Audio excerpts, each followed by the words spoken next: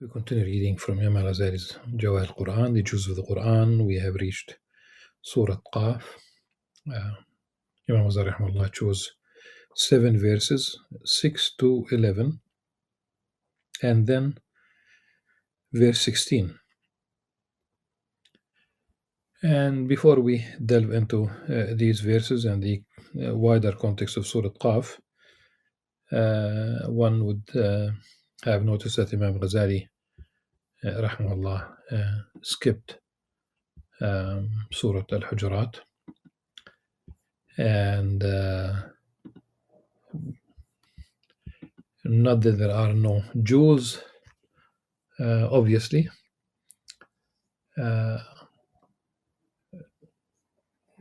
If one, I can mention a couple of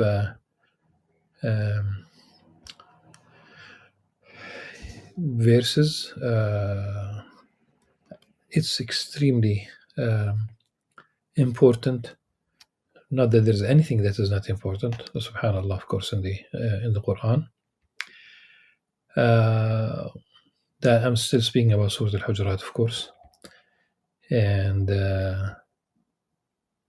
the very first thing here that it noticeable, first verse 1, the first verse 1, and also verse 2.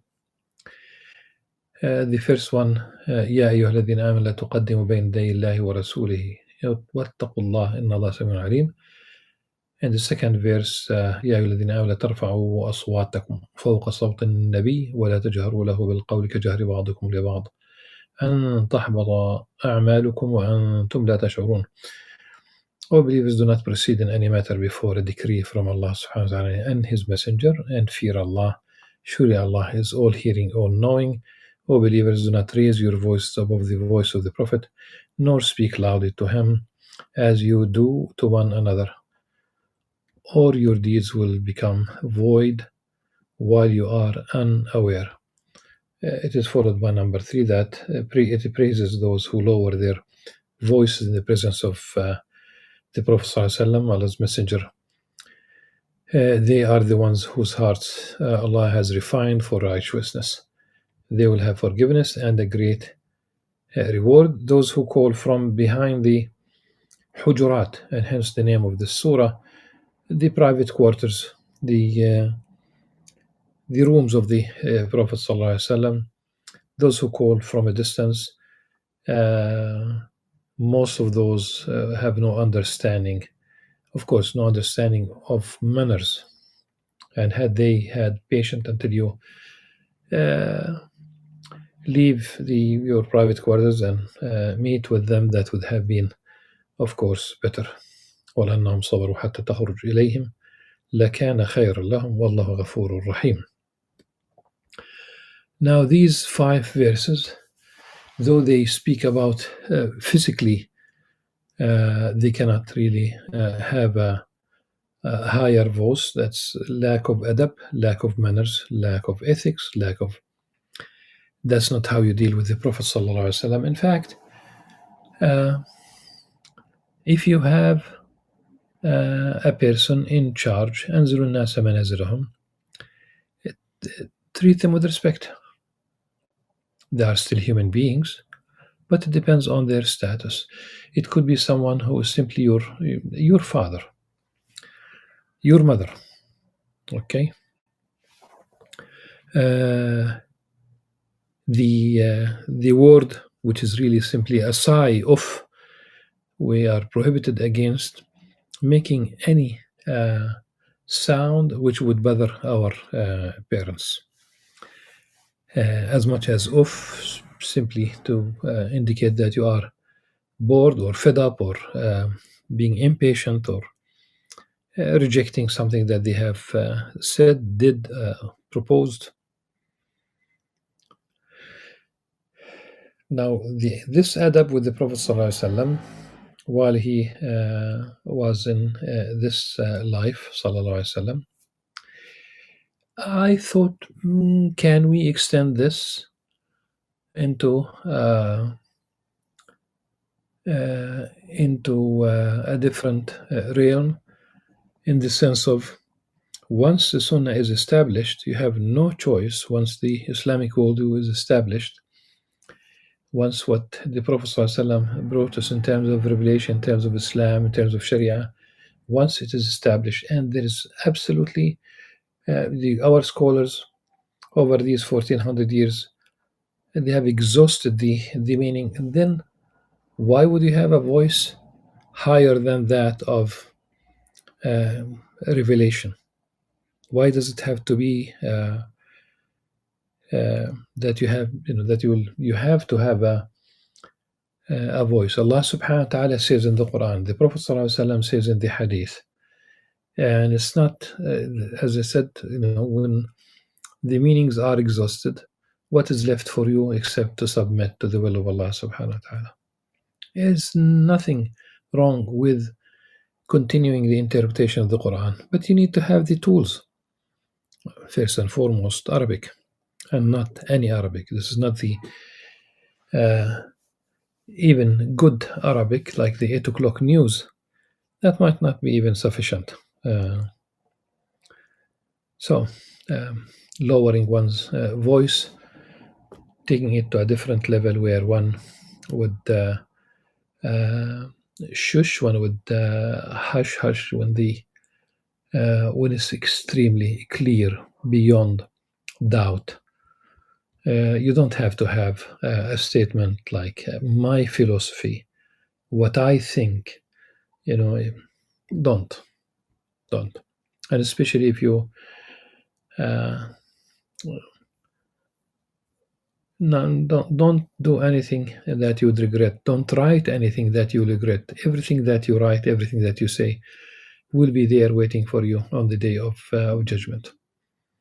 As the Arabic poetry says, فلا تكتب بكفك غير شيء يسرك يوم القيامة أن تراه. When you write something with the palm of your hand, write something that you'll be pleased to see it on the day of judgment. Then verse number 9, we have seen this throughout Islamic history practically. For most, the overwhelming,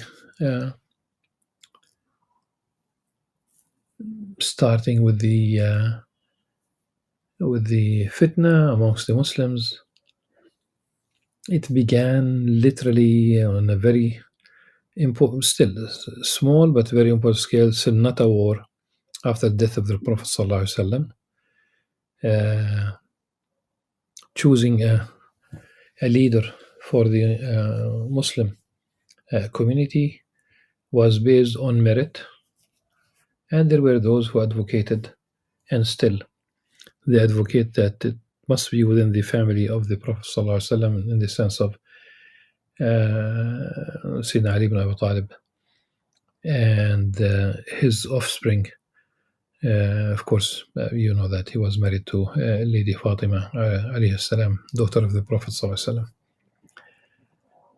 And in terms of, I'm not going to go into details about all the conflicts, but let's say that we speak about the Khawarij at one point. They were very religious, very pious, except that they did not accept the tahkim between Ali and Muawiyah radiallahu anhuma. That's very important to remember. So what to do for us when we have two warring parties amongst the Muslims? We have today. We have it in Libya, we have it in Sudan, we have it in Yemen, we have it in other countries, we have it in Syria, we have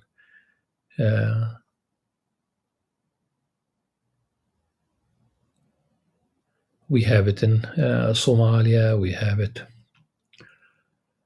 in different parts, and really, and it's some countries are also are on the verge of they do have a conflict, kind of a historical conflict with their neighbors, and I can speak about Arab countries and with their neighbors. What happens? The right path is to make peace between these brothers. وإن طائفتان من المؤمنين اقتتلوا فأصلحوا بينهما فإن بغت إحداهما على الأخرى فقاتلوا التي تبغي حتى تفيء إلى أمر الله فإن فاءت فأصلحوا بينهما بالعدل وأقسطوا إن الله يحب المقسطين إنما المؤمنون إخوة. The believers are brothers. All the believers are brothers.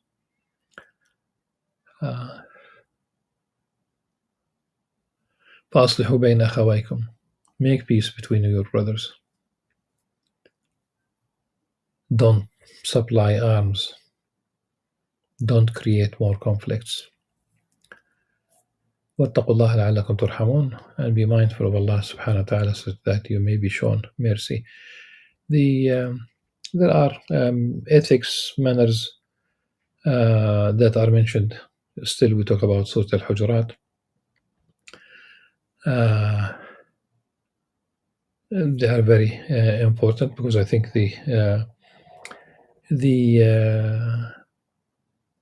one cannot ridicule, one cannot, no backbiting, no offensive nicknames, etc. And backbiting is likened to eating one's the flesh of one's dead brother. أيحب أحدكم يأكل لحم أخيه ميتا فكرهتموه. Then we have this verse 13, and I would stop reading from Surah Al-Hujurat. يا أيها الناس إنا خلقناكم من ذكر وأنثى وجعلناكم شعوبا وقبائل لتعارفوا إن أكرمكم عند الله أتقاكم إن الله عليم خبير. O humanity, O people, O mankind, indeed we created you from a male and a female and made you into peoples and tribes so that you may get to know one another. لتعارفوا. Surely the most noble of you in the sight of Allah subhanahu wa ta'ala is the most gracious among you. Allah is truly all-knowing, omniscient, all-aware. لتعارفوا. The first part that we are a male and female, we came from male and female, this is obviously the even those who push for same-sex marriage know that same-sex couples cannot procreate. That's already known. I'm not going to waste time on this issue. Even those who support it, they know that they cannot procreate. And this is detrimental. And Imam Al-Ghazali elsewhere speaks about if you take this case into extreme, the homosexuality, then this is the end of humanity. Okay. Being created peoples and tribes, we know it, we saw it, we see it, we see that we are different in terms of appearances, and these are signs pointing to Allah subhanahu wa ta'ala, and nothing negative in all this. So we have been created as such so that we may know each other, and knowing each other is not knowing the name. If you know the name of someone, that's not knowing him, that's not knowing her. لِتَعَارَفُوا. And لِتَعَارَفُوا became the slogan of Muslim scholars who subscribe to convivencia in the aftermath of Samuel Huntington writing first his article and later on his book on the clash of civilizations in the aftermath of the Cold War. And before that, and still is the case, really the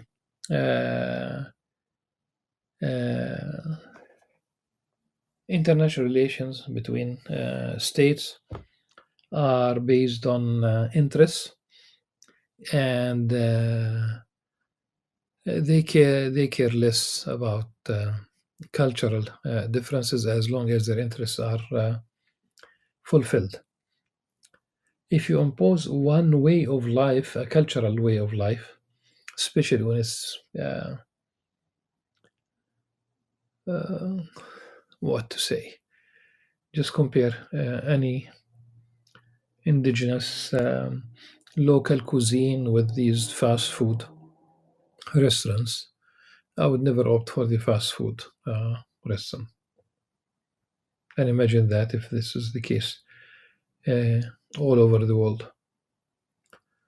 Uh, Monolithic culture because of these massive international companies.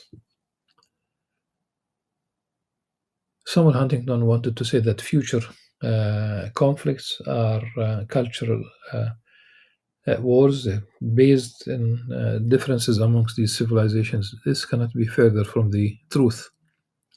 Civilizations do not fight, they never go into conflict. Absolutely not. Those who are in charge, the commander in chief, would make a decision to go to war.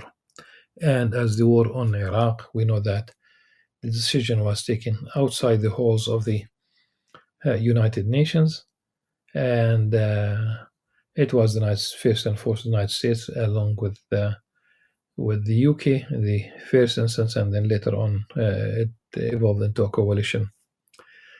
President Bush and Prime Minister Blair, and all the pretexts for the war were false. Uh,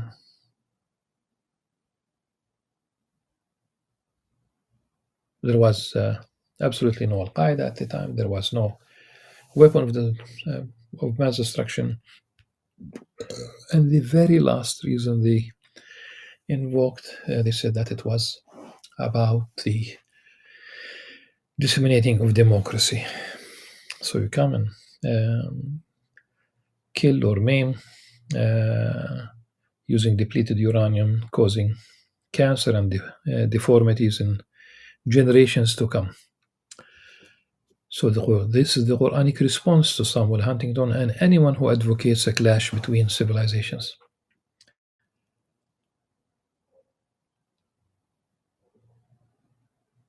This is not a naive position. This is a principled, moral position that we still have room to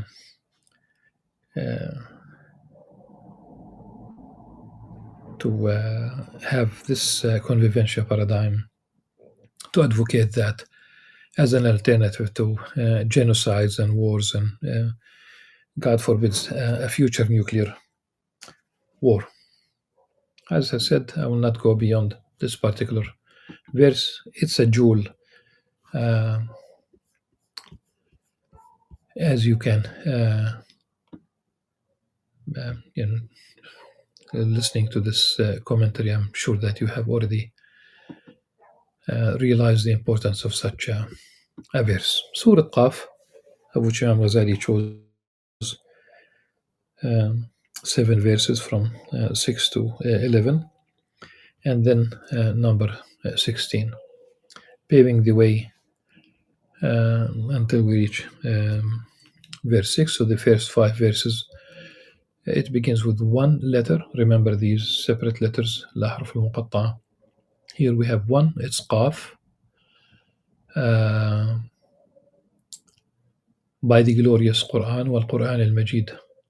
بل عجبوا أن جاءهم منذر منهم فقال الكافرون هذا شيء عجيب.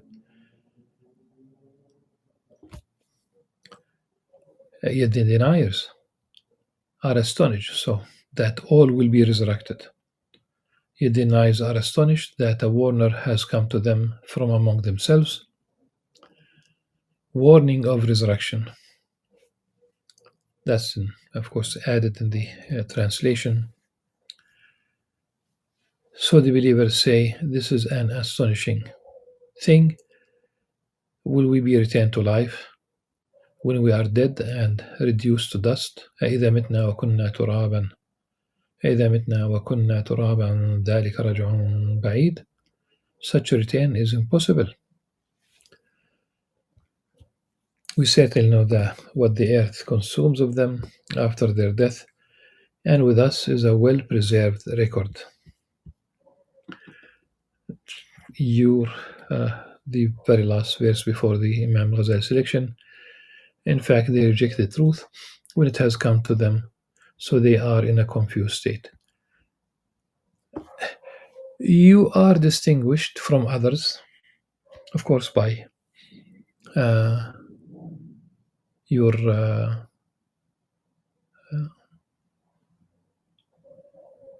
unique DNA, very small difference between one and the other. Even identical twins are not 100% identical. There's that which would make one different from the other. Very little, but still there.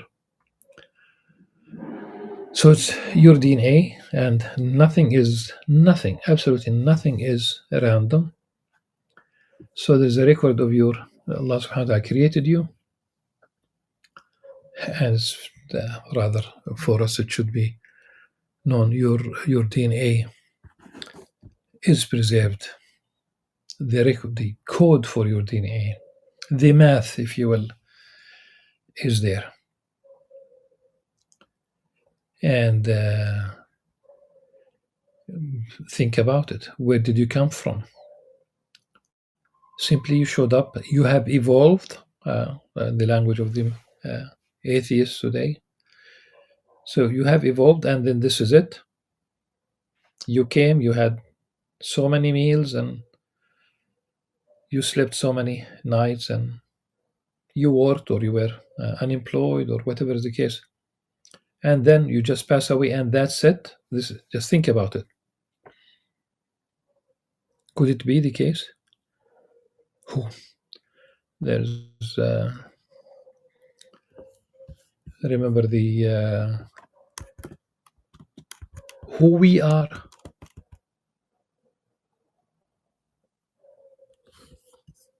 Who we are, how we got here. There is a painting really, and I think it was these questions were written in French, and the artist was Paul Gauguin in the Caribbean, in Tahiti. So where did we come? At least they asked the question. At least he asked the question. I think it was written in French on the painting. Where do we come from? What are we? Where are we going? So they asked these questions. Why don't we ask the question?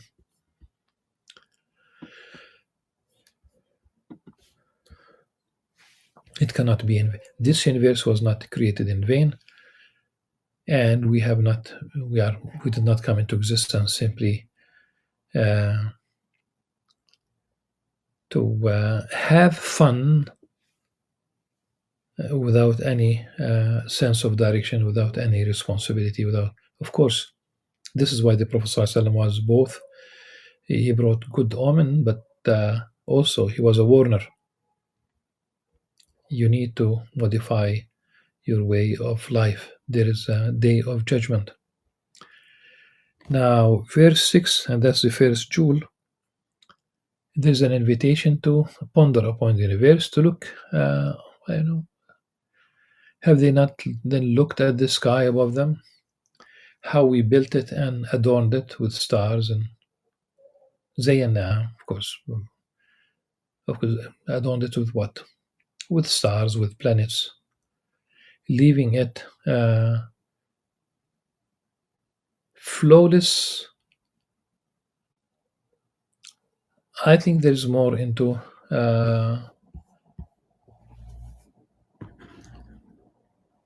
وما لها من فروج وما لها من فروج.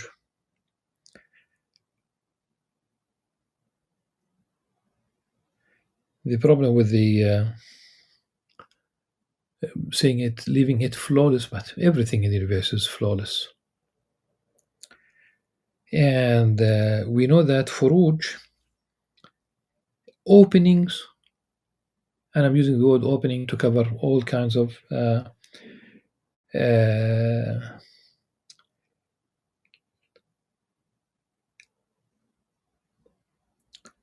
saying, for example, literally, فروج will be شقوق صدوع صدع جمع صدع.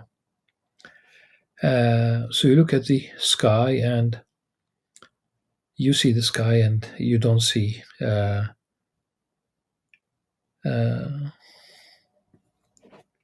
such furuj. So I don't think it's about the translation of leaving it flawless is, leave it there, but think about that the Quran is saying that there's nothing out of this universe. There's nothing out of this universe. And it's also a problem because if you say that there is a sada, there is a shuk, there is a opening, then it leads to where? There's a big question about the black holes. There's a big question. Where does this all these stars end up?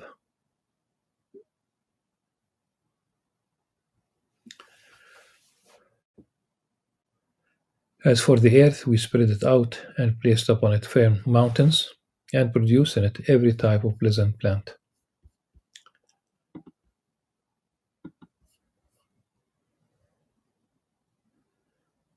تبصرة وذكرى لكل عابد منيب. An insight, all of this, an insight and a reminder to every servant who turns to Allah subhanahu wa ta'ala. The way you deal with all these things. The rawasi, these are the fair mountains, they are pigs. Keeping these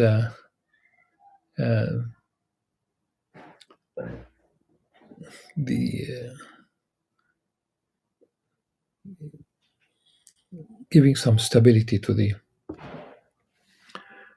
first layer, these tectonic plates, massive, with massive weight also of the mountains, because we have a spread out earth and you need these mountains to keep the outer layer of this earth in place unless Allah subhanahu wa ta'ala decrees these movements in the tectonic plates, causing different formations or volcanoes or earthquakes, etc. And we send down blessed rain from the sky. ونزلنا من السماء ماء مباركا فأنبتنا به جنات وحب الحصيد, bringing forth gardens and grains for harvest. And towering palm trees with clustered fruit, loaded with ultimately with dates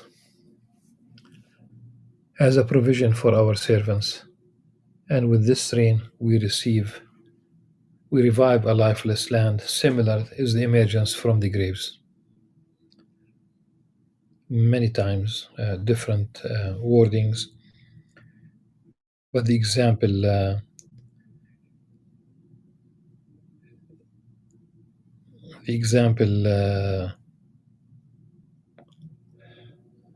is that the way earth is revived from drought to green, the earth splits when the plants sprout from earth. Same thing will be the case with human beings. And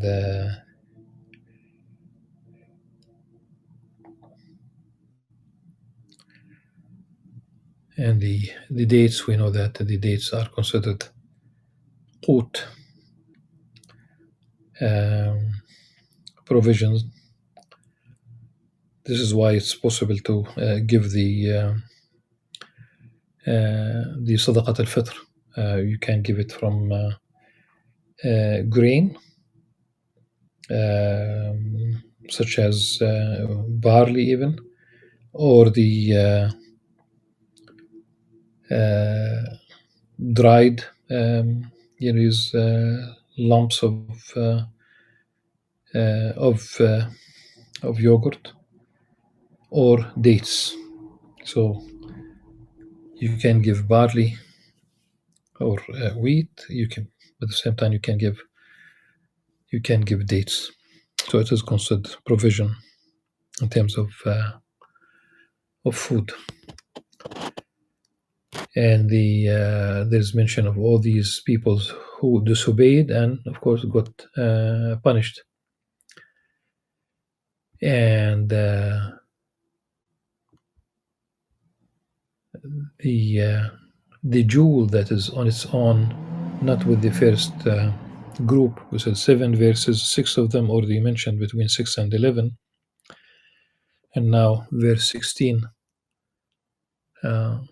Indeed, it is we who created mankind, humankind, and fully know what their souls whisper to them, and we are closer to them than their jugular vein. Of course, everything that we think about, this is why if you think about doing something good and whatever reason that you could not perform, you got busy, you got distracted, but you want to do something good, that's a hasana for you, that's a good deed. If you think about doing something harmful and you do not really have a chance to fulfill that, it is not considered a bad deed, a sin, in the sense of it will not be recorded because you did not really perform it. While in the first instance, why mentioning this? Because this is something that is internal. This isn't something about that you have intended. It's not something that you have voiced. Whatever crosses your mind, and this is why one should correct as much as possible. And the idea that Allah subhanahu wa ta'ala is very close to us and very close to us. He is very close to all those 8 billion people who live today, expected to reach 10 billion by 2050. Wallahu alam, regardless. So Allah subhanahu wa ta'ala is very close like this to all those 10 billion, pretty much like the last 1/3 of the night, where it says that Allah subhanahu wa ta'ala descends during the very last 1/3 of the night, and we know that the last 1/3 of the night never ends as long as life goes on. The life of the earth, even itself.